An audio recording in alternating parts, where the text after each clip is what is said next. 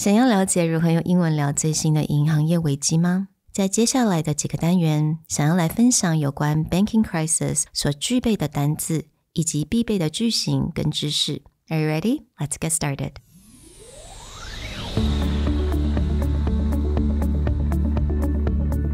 Hello, 欢迎来到 Executive Plus 主管与沟通力的 Podcast.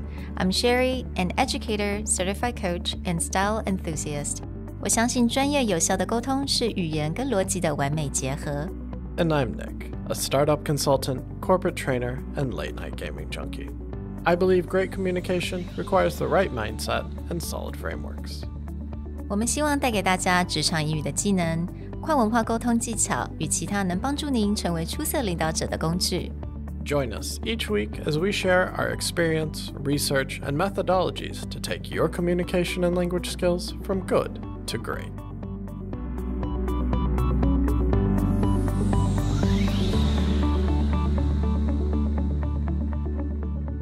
Hey everybody, welcome back to the Executive Plus podcast. It's everywhere. There's nothing that you can read, watch, or do without having to hear about the banking crisis. There's a lot of references back to 2008 or other times where the world's economy looked like it was in trouble. We tend to stay away from just very news-heavy cycles here on the show, but this is something that is clearly repeating itself over and over again. So we wanted to talk a bit about what's happening in the financial world and give you the terms, the vocabulary, and the ways to speak about it in English so that you can understand what you're hearing and express what you think about it. 那我相信有很多现在在听我们 podcast 的朋友们，你们是这部分的专家，所以我们必须得说 we're not here to educate everyone on the financial world. That's not what we're doing here. 但是这个的目的是希望所有的人都能够在做 small talk 的时候，或者是你可以参与人家的这些 discussion. You can engage with people when people are talking about financial crisis or banking crisis.能具备这些很基本的 words and phrases， 所以我们的目的是希望大家能够很专业的来聊这一件事情。We felt in order to do this grand story justice, we needed to break it apart into a few series. And to kick off that series, we're going to look at the players or the major pieces of this particular story by looking at two banks. The first bank being Credit Suisse, which is a global bank that is systemically important, which means it is the center of part of the global financial system, and the bank that really kind of kicked off this whole story as far as getting it into the news and what's going on with them, and that is the Silicon Valley Bank. But we wanted to start with Credit Suisse because Sherry actually has a very personal connection to this particular bank, and she did a lot of research digging into what was the history, the background of her old alma mater workplace. I know, so I'm sure some of you guys may know this, but I used to work at Credit Suisse back during 2007 to 2009 or so about 3 years. 所以也是在大概 financial crisis 的那个时候。所以现在开始看到 Credit Suisse is everywhere on the news. It hurts my heart a little bit. So I dig into the history of Credit Suisse, and I didn't know this before. Actually, it was founded back in 1856. 在1856年就成立了. And it was founded to finance the expansion of Swiss railroads. Since then, they've obviously grown up quite a bit. In fact, through the 90s and early 2000s, they went on a bank acquisition run. Right. Essentially, they acquired several other large banks to build themselves up into this, what we call a GSIB, globally systemically important bank. As I talked about earlier, essentially it is a bank that is considered almost too big to fail, right, because of the hold it has on not just its local economy, but the global economy. Right. 从1990年的 acquisition CS First Boston 一直到大概2013年的 Morgan Stanley Wealth Management Business 这些都是蛮重要的 acquisition 那它现在也是大概在 Switzerland 来讲是第二大的一个 bank So I'm sure everyone knows UBS will be the first and Credit Suisse will be the second.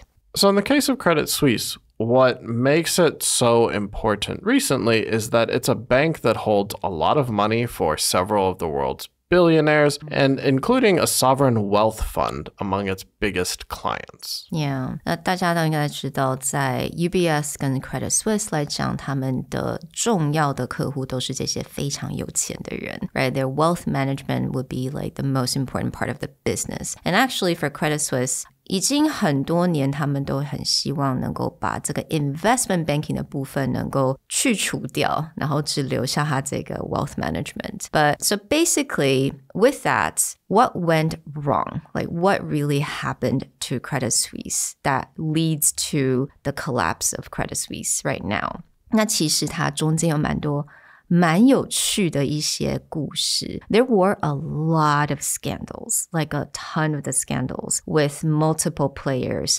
internally and externally. 那这一些 scandals 呢，我们会在不同的 episode 会再仔细的去讲，因为它包括的一些 vocabulary phrases 会比较不一样。但是我们今天稍微讲一下，它这些 scandal 就包括了 The Greensill Capital, is it Archegos Capital Management, right? 他们就从这个 deal 里面 they lost like $5.5 billion. 那也因为这些 scandals 呢，他们很多有钱的客户就开始呢离开了这间公司。So a bunch of their really wealthy clients just decided to take their money and put it somewhere else, probably UBS, I'm sure. This ties into the idea that Sherry was talking about earlier, which is the bank tried to get out of investment banking and into wealth management. Well, this is what ultimately leads to their collapse, is because with wealth management, you just have to keep your clients happy, period. Well, in this case, when the clients decided to move, and this is a term that you will see a lot compared to all the banks, is there's what we call a run on the bank. Run on the bank literally means most of the bank's deposits, their liquid assets, are getting pulled out quickly, and they don't have enough money to pay either their debt or their creditors, etc. That term, interestingly, run on a bank, meant because literally before we have all of our online banking transactions, if there was this kind of financial crisis like in the US you had in the 1920s, you had in the late 1800s, people would literally run into the bank and then just demand their cash. Right. And the first person in was the first person to get their money out until the bank had no more cash on hand. And you're going to see this throughout the banking crisis in the States as well. So for Credit Suisse, this is a really huge hit for them because, you know, wealthy clients withdrew like 1.6 billion from Credit Suisse. So 他们的 financial statements did not look good, right? And actually, we will talk a little bit more. 这个部分也当然影响到有很多的 investor confidence, 也就是investor 信心了。So their stock price fell like 24%. 那他们其实有很多的 I think majority of their loss, especially in the stock market, happened like last quarter of last year. So essentially, between these two things, what you'll hear in the news about a run on the bank, most of their wealthy clients shifting money elsewhere, and then investor losing confidence in their stock, and in one day, they lost 24% of their stock value. Both of these things lead to ultimately what people see as a collapse of a bank. And with the collapse, 我们刚刚有讲过 the stock price plummeted, right? 我们常会看到这个字 plummeted, 因为跌的非常的多，或者是 tumble, 这些动词都是我们常会看到，尤其是在这个股票市场，当它跌的很多的时候 we can say plummeted or tumbled.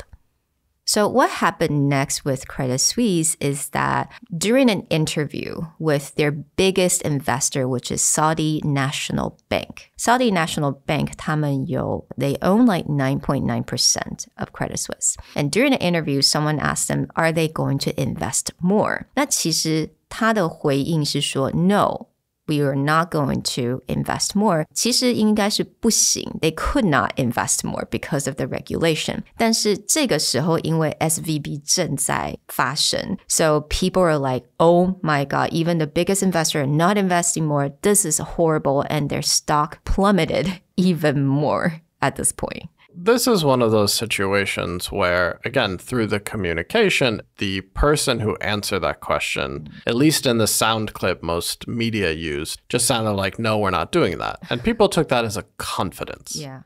are you confident in this bank? But actually, there was a legal reason, and also came up later that for the Saudi National Bank, in order to go above or to increase their stake, they would have had to go to the leaders of the country and ask for permission.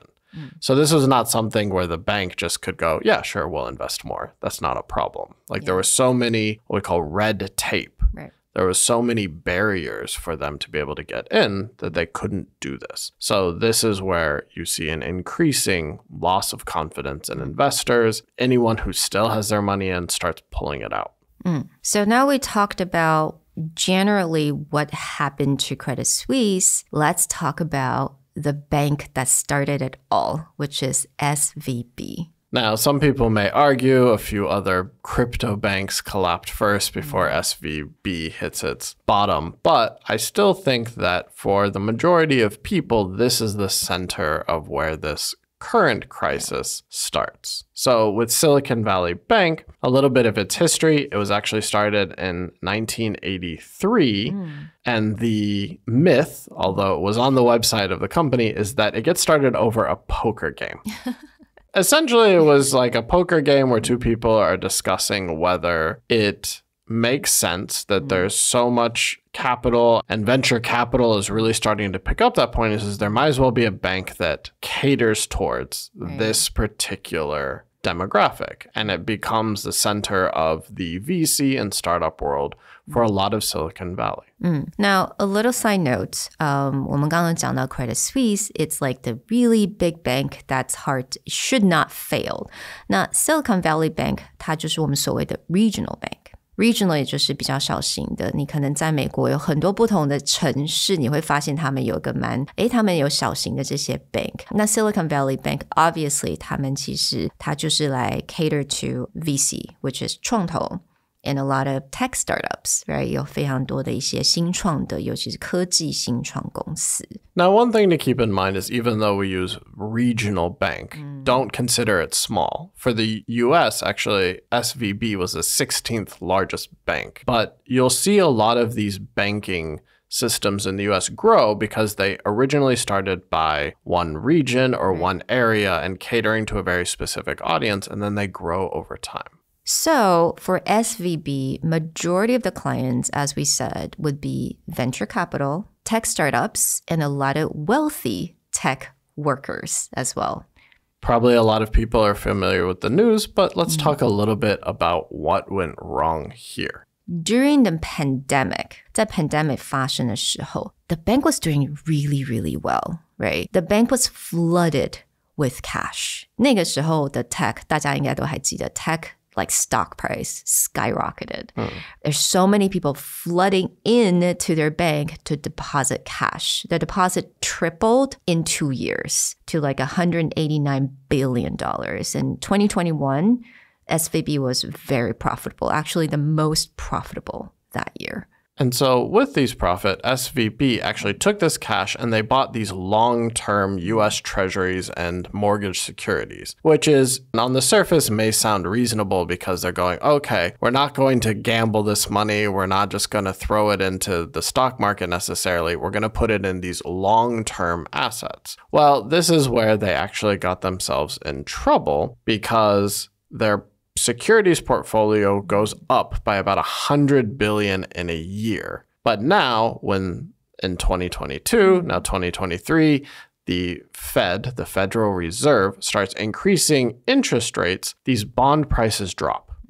And so what it meant was Silicon Valley Bank took these short-term or liquid assets and they turned them into long-term assets. Well, that means that they don't have a lot of liquidity. And this is a word that you've probably heard over and over again watching the news. They don't have a lot of liquidity, which means they don't have the ability to spend cash or pay for things on demand. Exactly. 所以他就拿了这些 depositor 这么多的 cash, 而且是 liquid assets. 我们也可以讲说 cash is liquid assets. 把这些 cash 拿去买这些债券。但是呢，当他们买了之后呢，债券的这个 price 就掉下来，因为 the interest rate 就是提升了。Now they're at a loss, right? What are they going to do? 那这个时候呢，开始有很多的 depositors, 也就就是我们普通的人啊，就进去 we have opened an account and we are the depositors. 我们想要去提钱 but they don't have enough money to give out to these depositors. And so this leads to them needing to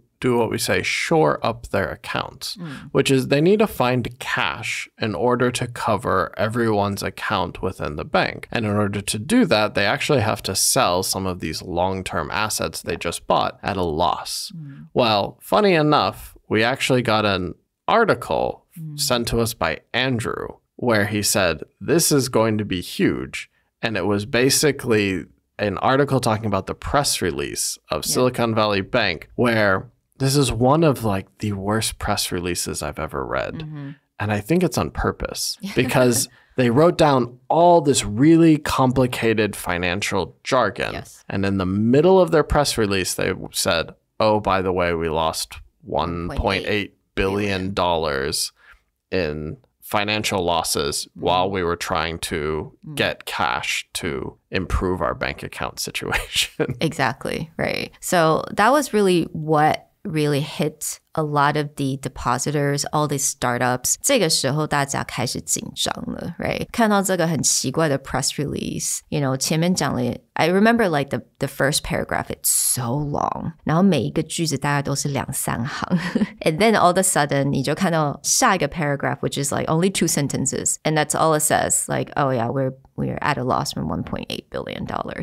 然后我还记得 so I think like something, it was the CEO or the chairman, he actually gave like a talk, right? He said, oh, don't panic. 他叫大家不要紧張 we're fine. But of course, when you tell people don't panic, the first thing they're going to do is panic. So I think that's why everyone rushed to the bank to want to withdraw all of their money. Or hard work money. So similar to our discussion on Credit Suisse, you trigger what we say again, a run on the bank, where venture capitalists, startups, etc. go, oh, this bank's in trouble. Start pulling your money out now. So by this time, obviously the government needs to step in and help. 那这个部分呢，我们会在下一个单元会做比较多的一些 coverage because it has a whole different set of vocabulary and phrases. But for now, I think the government definitely promised only the depositors, right? Not the investors. Depositors to get their money back for sure. Right. So one of the main themes that you'll see in the future episode is separating out this idea of when a bank collapses, whose money should be saved? Yeah. And how does this compare to the previous financial collapse of 2008 and why everyone was worried about a bailout? Join us for the next episode where we start to dive in. What are the consequences of what happens to these two banks? We'll talk to you guys next time. Bye. Bye.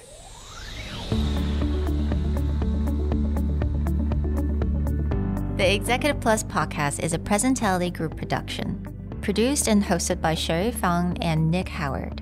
You can search us on Facebook, 主管英文 Executive Plus. You can also find us on Instagram, Communication R&D, and email us at sherry@epstyleplus.com.